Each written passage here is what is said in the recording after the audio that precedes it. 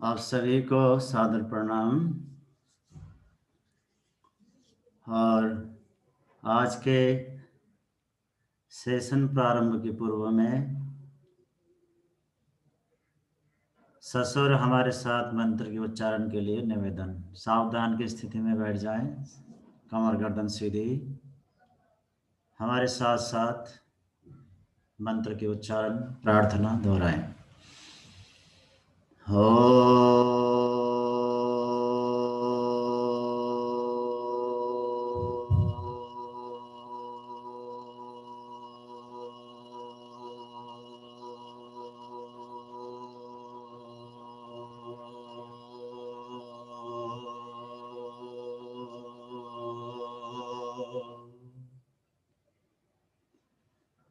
ॐ भूर्भुवः स्वः तत्सवितुर्वरेण्यं भर्गो देवस्य धीमहि धियो यो नः प्रचोदयात्।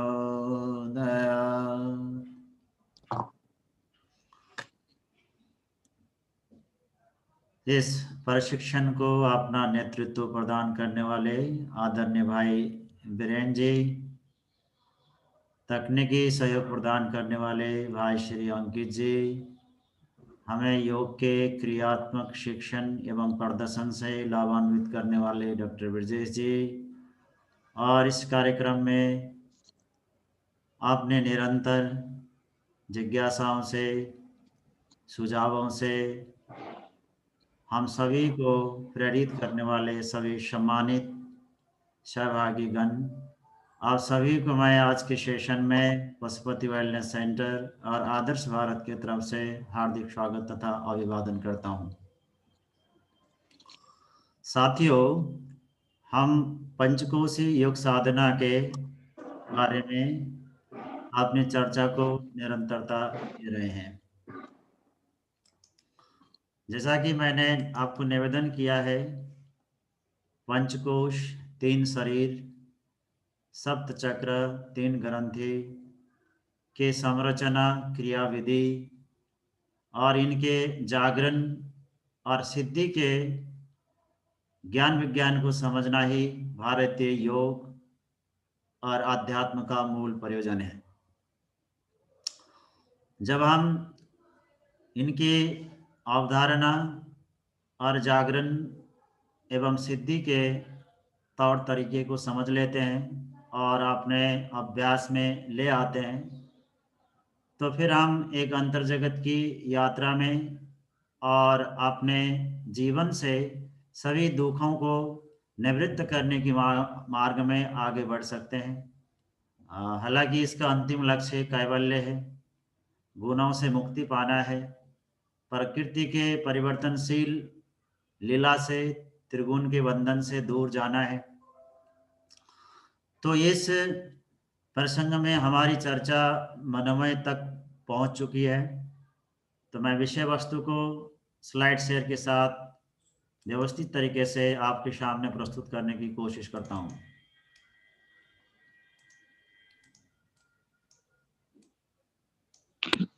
Yes sir, shared. Very good. तो हमने मनोमय कोश से पहले प्राणमय कोश के बारे में चर्चा कर ली है। आपको निवेदन किया है कि प्राणमय कोश 5 महाप्राण, प्राण, समान, अपान, उदान एवं व्याम, तथा 5 लघु प्राण नाग, कूर्म, किरकल, देवदत्त, धनंजय से निर्मित है। और यही प्राण शक्ति हमारे समृद्धि, शक्ति, रोग प्रतिरोधक क्षमता, हमारी ख्याति, प्रसिद्धि, सभी चीज को तय करती है। इस 5 प्राण के स्थान और इनके कार्य, इनके विकृति के परिणाम, इसके बारे में हमने पहले की क्लास में अच्छी चर्चा कर ली है।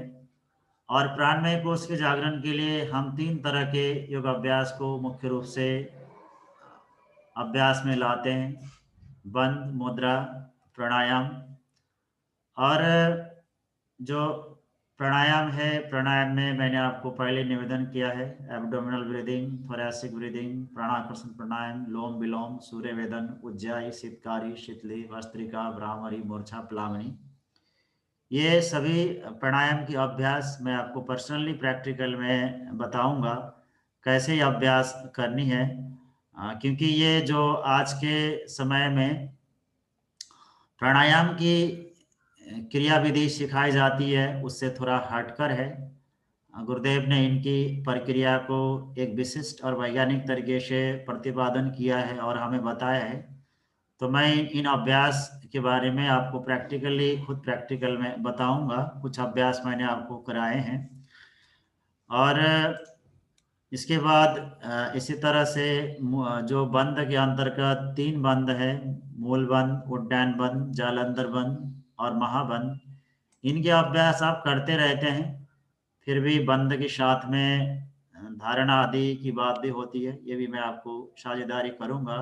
प्रैक्टिकल सेशन में मेरा कोशिश रहेगा कि पंचकोश के हिसाब से जो साधना बताई गई है उनका अभ्यास खुद करने का और आपको कराने का।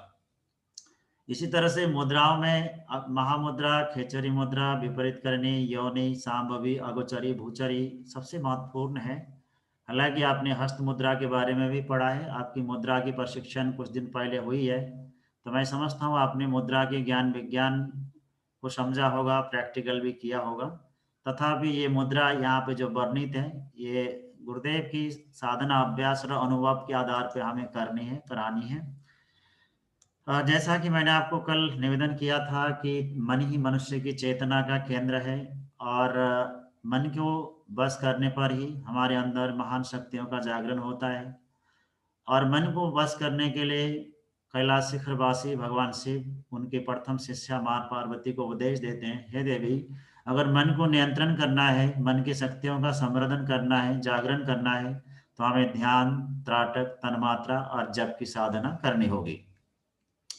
तो साथियों, अब यहाँ पे सवाल उठता है, तो हम ध्यान करें तो कैसे करें, क्या करें, त्राटक की क्या विधि होगी, तन्मात्रा साधना कैसे करें, जप साधना कैसे करें। तो ये निसंदेह इंटरेस्ट का और योग की साधना अभ्यास का महत्वपूर्ण पहलू है। तो कल की क्लास में मैंने आपको त्राटक और तन्मात्रा के कुछ क्रियात्मक अभ्यास के बारे में निवेदन किया था और कुछ बातें शेयर करने की कोशिश करी कि हम एक सरलीकृत तरीके से, एकदम साधारण तरीके से तन्मात्रा साधना का अभ्यास कैसे कर सकते हैं। जो मैंने आपको कल विवेचन किया था उसके अतिरिक्त भी तन्मात्रा साधना करने का और उसको साधने की अन्य प्रैक्टिकल मोडालिटीज भी हो सकते हैं। अगर आपकी जिज्ञासा हुई तो मैं उसमें कुछ और मोडालिटी के बारे में भी प्रश्नोत्तरी में बता दूंगा। तो त्राटक और तन्मात्रा के बारे में मैंने आपको कुछ बोल दिया है, बता दिया है। अब मैं मेडिटेशन में आता हूँ। साथियों, वैसे मेडिटेशन का लक्ष्य कुछ भी हो सकता है, ऐसा योग के परम आचार्य महर्षि पतंजलि कहते हैं, यथा भी मत ध्यानाद्वा, यानी जहाँ हमारा मन लगे हमें वहीं पे ध्यान करनी चाहिए। बस शर्त यह है कि हमारी मन उसी जगह टिक जानी चाहिए और हमारा ठहराव, हमारी तन्मयता लंबी समय तक बननी चाहिए, तब ये हमारी ध्यान हो जाती है। यानी हमारी सजगता, हमारी मन की एकाग्रता एक बिंदु पे, एक लक्ष्य पे बना रहे लंबे समय तक, तो ये ध्यान है। अब आप मनोमय कोश की जागृति और सशक्तिकरण के लिए क्या ध्यान करेंगे, कौन सा ध्यान सबसे अच्छा रहेगा। ध्यान में इन दिनों कुछ बाजार का सौदा जैसा हो गया है, लोग अलग अलग तरह की ध्यान धारणा सिखाते हैं और बताते हैं। आप भी कुछ ध्यान धारणा का अभ्यास पहले से करते चले आ रहे होंगे, तो हमें क्या धारणा करना है, क्या ध्यान करनी है, तो हमारी मनोमय कोश की जागृति, सशक्तिकरण होगा, मन काबू में आएगा। निस्संदेह व्यावहारिक रूप से ये क्वेश्चन, ये जिज्ञासा अति महत्वपूर्ण है। मैं समझता हूं कि ये मन की नियंत्रण के लिए और मन की जागृति के लिए, मन की शक्ति के संवर्धन के लिए कई धारणा और ध्यान का अभ्यास गुरुओं ने और शास्त्रों ने हमें बताया है। लेकिन मैं आपको यहाँ पे एक प्रैक्टिकल पॉइंट ऑफ व्यू से अति निरापद जो कोई भी कर सकता है, किसी भी जाति, लिंग, भाषा, संप्रदाय, मूल्य, मान्यता का व्यक्ति कर सकता है, वो है सूर्य का ध्यान। तो अगर आपको ऐतराज ना हो, उदयमान सूर्य में, राइजिंग सन में आप माँ गायत्री की छवि को विजुलाइज कर सकते हैं। उसको एक इस तरह से आप भजें, एहसास करें एक ही माँ की रूप में, या आपको लगता है कल्चरल पॉइंट ऑफ व्यू से इसमें आपको ऐतराज है, तो आप भगवान सूर्य का ध्यान कर सकते हैं। ध्यान करने का सबसे अच्छा समय ब्रह्म मुहूर्त है, और ब्रह्म मुहूर्त में ना बन पड़े तो प्रातः काल में करनी चाहिए। ब्रह्म मुहूर्त सूर्योदय से 2 घंटे पहले का जो समय होता है मॉर्निंग का, उसको हम ब्रह्म मुहूर्त कहते हैं। सूर्योदय के 2 घंटे बाद का समय जो होता है उसको हम प्रातः काल कहते हैं। तो मैं समझता हूँ ध्यान के लिए ब्रह्म मुहूर्त अच्छा है, और प्रातः काल योग के अन्य शारीरिक और प्राणिक अभ्यास करने के लिए अच्छा है। तो ब्रह्म मुहूर्त में आप अपने नित्य कर्म से निवृत्त हो गए, शौच आदि कर लें, बन पड़े, ऋतु प्रतिकूल ना हो तो आप स्नान कर लें, और आप एक कूश के आसन लें या सूती के आसन लें या कंबल लें। इस तरह से जो बैड कंडक्ट ऑफ इलेक्ट्रिसिटी है, ऐसे आसन को लें। सबसे अच्छा सूती का आसन होता है, और आप पूर्वाभिमुख हो जाएं, जिस साइड से सूर्योदय होता है उस तरफ आप मुंह कर लें, और फिर उदयमान सूर्य की जो आवा मंडल है, उसका स्वरूप है, उसको आप पहले स्थूल रूप से निहारें। ध्यान करने से पहले आप उगते हुए सूरज का दर्शन कर लें, फिर उस सूर्य की उदयमान जो छवि है उसको आप अपने मन मस्तिष्क और अस्तित्व में उसको बिठा लें, और फिर उसका दर्शन और विजुअलाइजेशन आप नाभि से शुरू करें। मैंने आपको बताया हमारे शरीर के 3 हिस्से हैं, स्थूल शरीर, सूक्ष्म शरीर और कारण शरीर। स्थूल शरीर का केंद्र नाभि है, सूक्ष्म शरीर का केंद्र आज्ञा चक्र है, यानी हमारे 2 आईब्रो सेंटर, जो आईब्रो हैं उनके बीच का हिस्सा, जिसको हम आईब्रो सेंटर कह सकते हैं। वैसे तो आज्ञा चक्र का मेन स्थान त्रिकुटी है। त्रिकुटी के बारे में मैंने आपको कल निवेदन किया है कि आप दोनों कान के होल से हॉरिजॉन्टल लाइन खींचें, और आईब्रो सेंटर से पीछे की तरफ लाइन खींचें। दोनों इमेजिनरी लाइन जहाँ पे इंटरसेक्ट होते हो, वो त्रिकुटी का स्थान है। तो हम सूर्य की ध्यान धारणा को नाभि से शुरू करें, क्योंकि नाभि स्थूल शरीर का केंद्र है, ऊर्जा का केंद्र है। जब हम माँ के गर्भ में थे तो हमारे शरीर के लिए आवश्यक आहार एवं पोषण हमारे अम्बिलिकल कॉर्ड के थ्रू हमारे शरीर में नाभिक से ही जाता था। जब हम जन्म लेते हैं तो हमारी अम्बिलिकल कॉर्ड और माँ के प्लेसेंटा के साथ काट दी जाती है, उसका संपर्क टूट जाता है, फिर बच्चा रोता है, उसके फेफड़े सबसे पहले चलते हैं। तथापि योग शास्त्र के हिसाब से, यानी जन्म के बाद बच्चा अपने लिए जो आवश्यक पोषण है वो मुंह से लेना शुरू करता है। तथापि योग शास्त्र मानता है कि हमारी सभी नाड़ियों का मूल उद्गम स्थल नाभि है। फिर आपके मन में एक सवाल आएगा, सर नाभि अगर हमारा मूल है, कंद है, तो मूलाधार को मूल क्यों माना जाता है? हाँ, योग शास्त्र ऐसा मानता है कि मूलाधार में जो नाभियों का कंद होता है, सॉरी नाड़ियों का कंद होता है, नाड़ियों का जो गांठ होता है वो भी नाभि से ही जाता है। यानी गांठ वहां जरूर बनता है, चक्र वहां जरूर बनता है, लेकिन उद्गम नाभि ही होता है। इसीलिए योग शास्त्र में नाभि की ध्यान धारणा का बड़ा महत्व है। उसमें भी स्थूल शरीर का हमें पोषण करना हो, स्थूल शरीर की शक्तियों का जागरण करना हो, हमारे आरोग्यता और समग्र स्वास्थ्य को प्रवर्धन करना हो, सशक्तिकरण करना हो, तो हमें नाभि की ध्यान करनी चाहिए। तो उदयमान सूर्य की जो किरणें हैं, उन किरण को हमें अपने नाभि में एहसास करनी चाहिए। ऐसी भावना करनी चाहिए जो हिमालय के सर्वोच्च शिखर पर उदयमान सूर्य से की जो गोल्डन यानी स्वर्णिम प्रकाश किरणें आ रही हैं, वो आपके नाभि में बिखर रही हैं, वहां से अवशोषित हो रही हैं, फिर नाभि से एब्जॉर्ब होता हुआ वो पूरा का पूरा स्वर्णिम प्रकाश आपके शरीर के सभी भागों में, अस्थि में, मज्जा में, शुक्र में, बोन में, सॉरी मांसपेशी में, कोशिकाओं में, यानी आपके समग्र अस्तित्व में वो स्वर्णिम प्रकाश फैल रहा है। आप ऊर्जा से और सरवर हो गए, यानी आपका अस्तित्व ऊर्जामय हो गया, स्वर्णिम हो गया। आप उदयमान सूर्य की तरह हो गए, उसी के समतुल्य हो गए। ऐसे भाव भूमि में जाने का कोशिश करनी चाहिए। जब ये सजगता गाढ़ा बन जाती है, अखंडित हो जाता है और इस भाव दशा में बने रहते हैं, तो हमारे शरीर, प्राण और मन में काफी रूपांतरण पैदा करता है। और ये मैं सच कहूँ तो इस तरह की ध्यान धारणा से हमारे अंदर ओजस, तेजस और वर्चस की वृद्धि होती है। उसे तेजस की वृद्धि के लिए हम सूक्ष्म शरीर का ध्यान करते हैं। जैसे आप अपने नाभि से सूर्य की स्वर्णिम किरणों को एब्जॉर्ब करते हैं, उसी तरह से आप आज्ञा चक्र से इसको एब्जॉर्ब करना शुरू कर दें, तो ये सूक्ष्म शरीर को पोषण करने वाला होता है। यानी हमारी सटल बॉडी, साइकिक बॉडी को एम्पावर करना हो, उसको सशक्त करना हो, तो हमें सूर्य का ध्यान आज्ञा चक्र से करनी चाहिए। यानी आज्ञा चक्र हमारे सटल बॉडी का, सूक्ष्म शरीर का केंद्र है।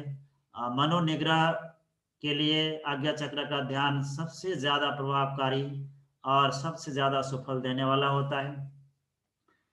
तो जैसे आपने नाभि से आपने एहसास को प्रगाढ़ किया और जो उदयमान सूर्य की स्वर्णिम प्रकाश किरणों को नाभि से एब्जॉर्ब किया, उसी तरह के एहसास को आज्ञा चक्र में ले जाना और इस भाव दशा में रहना, ऐसा फील करना। सूर्य की, उदयमान सूर्य की, राइजिंग सन की गोल्डन लाइट आपके आज्ञा चक्र से एब्जॉर्ब होते हुए आपकी समग्र अस्तित्व में, आपके पूरी शरीर में फैल रहा है। आपके शरीर पूरा का पूरा, आपके शरीर में ना अस्थि है, ना मसल है, ना कोई ऑर्गन्स है, कुछ भी नहीं है। आपका पूरा अस्तित्व राइजिंग सन से युक्त हो गया है। ऐसे भाव दशा में जाना, ये सूक्ष्म शरीर की को पोषण प्रदान करने वाली सूर्य की ध्यान धारणा है। इसी तरह से हमारे अस्तित्व का तीसरा आयाम संवेदना है, भावना है।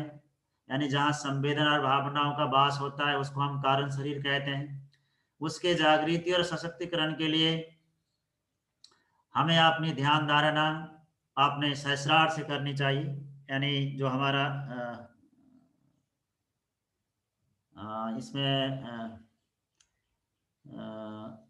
इसमें जो हमारी ध्यान धारणा सहस्रार चक्र से होनी चाहिए। यानी ये हमारा कारण शरीर का केंद्र है। और मैं यहाँ पे माफी चाहूँगा, मैं आपको जो सूक्ष्म शरीर का केंद्र बता रहा था वो हृदय है। यानी स्थूल शरीर का केंद्र नाभि है, सूक्ष्म शरीर का केंद्र हृदय है। यानी हमको आज्ञा चक्र से नहीं करना है, हृदय से करना है, अनाहत चक्र से करना है। और कारण शरीर के पोषण के लिए हमें सूर्य का ध्यान सहस्रार से करना है। तो ये तीन शरीर की ध्यान धारणा आप सूर्य को लक्ष्य मानते हुए एक साथ भी कर सकते हैं। और तीन शरीर की सविता ध्यान धारणा करते समय आपको अपनी पहली सजगता नाभि में बनानी है, दूसरी सजगता आपको हृदय पे बनानी है और तीसरी सजगता आपको सहस्रार में बनानी है। तो let me conclude here by the meditation on early morning rising sun, especially targeting the three layers of the human existence: physical body, subtle body and causal body, is one of the best recommended and the optimal practice for the control of the mind and stimulation and empowerment of the psychic siddh. तो ये ध्यान धारणा जो सविता की ध्यान धारणा है, तीन शरीर को लक्षित करते हुए, ये सबसे प्रभावशाली निरापराध ध्यान धारणा है। ये कोई भी संप्रदाय, मूल्य, मान्यता, धर्म, पंथ के व्यक्ति कर सकता है, क्योंकि सूर्य की उपासना और उसके देवत्व के बारे में कोई इसमें ऐतराज नहीं कर सकता। इसकी मान्यता, इसकी स्वीकृति, इसका सम्मान सभी धर्म संप्रदाय में है। लोगों ने अपने अपने तरह से सूर्य का सम्मान किया है और उसको, उसके प्रति एक देवत्व की भाव को स्वीकारा है। इसी तरह से मैं अब आपको जप साधना में ले जाता हूँ। जप साधना भी मनोनिग्रह के लिए, मन की शक्तियों के जागरण के लिए और मन की सशक्तिकरण के लिए काफी महत्वपूर्ण है। मैं सच कहूँ तो जप साधना और तन्मात्रा साधना मनोनिग्रह के लिए और मन की शक्ति को बढ़ाने के लिए सबसे महत्वपूर्ण साधना है। जप साधना के लिए भी आप प्रातः काल के समय को प्राथमिकता दें। प्रातः काल में मैंने आपको 2 मोमेंट बताया, 2 टाइम इंटरवल शेयर किया। एक तो ब्रह्म मुहूर्त, दूसरा प्रातः काल। मैं दोबारा रिपीट कर रहा हूँ, सूर्योदय से 2 घंटे पहले का जो समय होता है, रात्रि का जो अंतिम प्रहर होता है, उसको हम ब्रह्म मुहूर्त कहते हैं। और सूर्योदय के 2 घंटे बाद का जो समय होते हैं, उसको हम प्रातः काल कहते हैं। तो आपको जैसा बन पड़े, ब्रह्म मुहूर्त सबसे अच्छा है। आप शौच आदि से निवृत्त हो और मौसम के हिसाब से अगर प्रतिकूल ना होता हो, आप स्नान आदि कर लें। आपने ध्यान की साधना की तरह आप कूस की, सूती की, कॉटन की, कंबल यानी किस तरह के आसन लें। आपने मुंह को उत्तर या पूर्व की तरफ विमुख कर लें और उसके बाद षटकर्म आदि कर लें। षटकर्म आपको पता होगा, आचमन, शिखाबंधन और इसी तरह से न्यास, प्राणायाम, गुरु का आह्वान, ये 6 कर्म की जाती है जप या ध्यान करने से पहले। पहले ये सारी क्रियाएं स्थूल होती है, बाद में जब साधना मन प्राण में उतर जाती है और अस्तित्व का एक अंग, जीवन का हिस्सा बन जाता है, तो हम बिना रिचुअल्स की भी इस क्रिया को कर सकते हैं। मन ही मन इस क्रिया को हम दोहरा सकते हैं, मन ही मन इसको संपादन कर सकते हैं। तो जब साधना के लिए हमें पवित्रीकरण, आचमन, शिखाबंधन और इसके बाद प्राणायाम, न्यास और गुरु का आह्वान, जो भी आपका गुरु हो, जिसको भी आप इष्ट मानते हो, आप किसी धर्म और पंथ के हो, तो गुरु का महत्व किसी भी धर्म में है। आपने गुरु का आह्वान कर लें, उसके बाद आप मंत्र की जप करें। अब मंत्र का जप क्या करना चाहिए, कौन सा मंत्र सबसे अच्छा है, ये भी एक स्पेसिफिक क्वेश्चन है। इसके लिए कोई एक जनरल आंसर तो नहीं हो सकता। पता नहीं आप किसको इष्ट मानते हैं, किस गुरु ने आपको कौन सी मंत्र की दीक्षा दी है, कौन सी मंत्र जप करने के लिए आपको निर्देश दिया है, ये आपको तय करना है। अदरवाइज मंत्रों में से सबसे महत्वपूर्ण और 4 वेद के मंत्रों के सार के रूप में जिसको लिया जाता है, वो गायत्री मंत्र है। इस समय में गायत्री मंत्र की जप, साधना, शिक्षा, दीक्षा सुलभ हो गई है समकालीन ऋषि मुनियों की त्याग, तपस्या और कृपा की वजह से। तो अगर आपको सांप्रदायिक हिसाब से कुछ ऐतराज ना हो, तो आप गायत्री मंत्र का जप कर सकते हैं। वैसे भी गायत्री कोई जाति, भाषा, लिंग, संप्रदाय आदि से सीमित साधना नहीं है। ये सद्बुद्धि की उपासना है। कोई भी व्यक्ति इसको समझ से और नासमझ होकर या किसी आस्था से, अनास्था से, किसी भी तरह से इस मंत्र की साधना करता है, तो उसके जीवन में सुफल मिलते हैं। हाँ, ये बात जरूर है, अगर इसके प्रति सम्मान और इसके प्रति हमारी स्वीकृति, हमारी प्रार्थना जुड़ी हो, गहरी हो, तो हमें सुफल ज्यादा मिलता है, जल्दी मिलता है। अदरवाइज गायत्री मंत्र की जप करने से किसी भी आदमी को इसका सुफल प्राप्त हो सकता है, चाहे वो आस्तिक हो, चाहे नास्तिक हो, चाहे हिंदू हो, चाहे मुस्लिम हो, चाहे ईसाई हो, चाहे फारसी हो, इट डजंट मैटर, राइट। अमृत हमेशा सबके लिए अमृत होता है, सबका पोषण करने वाला होता है, सबके अंदर शक्ति प्रदान करने वाला होता है। तो गायत्री मंत्र 4 वेद का सार है। और किसी को गायत्री मंत्र लंबा लगता हो, तो आप गायत्री मंत्र के जो 5 आगे की व्याहतियां हैं, ओम भूर्भुवः स्वः, इतना भी जप कर सकते हैं। किसी को लगता है इतना भी नहीं बनता है, तो आप ओमकार का जप कर लें। सारे मंत्र ओमकार में जाके विलीन हो जाते हैं। महर्षि पतंजलि योग शास्त्र में ईश्वर के स्वरूप के रूप में प्रणव को बताते हैं, यानी ओमकार ही ईश्वर का स्वरूप है। तो इस तरह से ओमकार का जप या गायत्री मंत्र का जप जब साधना के लिए एक सर्वमान्य और सर्व प्रभावी और शक्तिशाली होता है। तो इसके साधना के लिए आप ब्रह्म मुहूर्त को चयन कर लें। ब्रह्म मुहूर्त में हो सकता है, बहुत अच्छी बात है, नहीं तो आप प्रातः काल जब साधना को कर सकते हैं। जब साधना करने के लिए आप शुरू में माला का प्रयोग कर सकते हैं। मन की गति वेगवान है, मन को पहले रोकना, टोकना, निग्रह में लाना बड़ा मुश्किल है। इसीलिए भौतिक आलम्बनों का निर्देश ऋषि मुनियों ने, शास्त्र ने हमें दिया है। तो आप माला का प्रयोग कर सकते हैं। माला भी आपके संप्रदाय के हिसाब से हो सकते हैं। तो अगर आपको ऐतराज ना हो, तो तुलसी की माला आएगी। इस तुलसी की माला के लिए किसी को एतराज नहीं होनी चाहिए, एक तरह की वनस्पति है, कल्याणकारी वनस्पति है। तो तुलसी की माला आप ले लें जिसमें माला के मन के गोल हो, एकदम राउंड हो। और माला में बीट्स कितनी होनी चाहिए, ये भी एक क्वेश्चन का विषय है। तो वैसे नॉर्मली जो जप के लिए माला की जाती है उसमें 108 मन के होते हैं।